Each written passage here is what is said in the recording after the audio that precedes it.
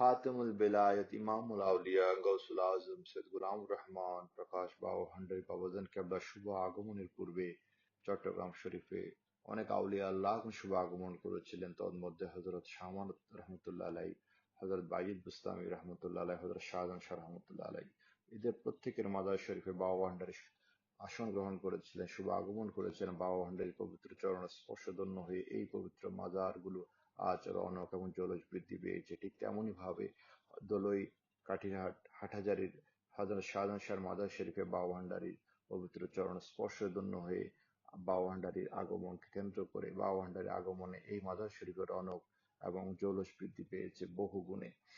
যার জন্য বাবা ভান্ডারীর স্মরণে, বাবা ভান্ডারীর স্মৃতি স্মরণে মাজার কমিটি বিশাল মিনার নির্মাণ করেছে। বাবা ভান্ডারী আসন শরীফ নামকরণ করে মাজার কমিটিকে অন্তঃস্থল থেকে ধন্যবাদ এবং কৃতজ্ঞতা জ্ঞাপন করছে মহতি উদ্যোগ।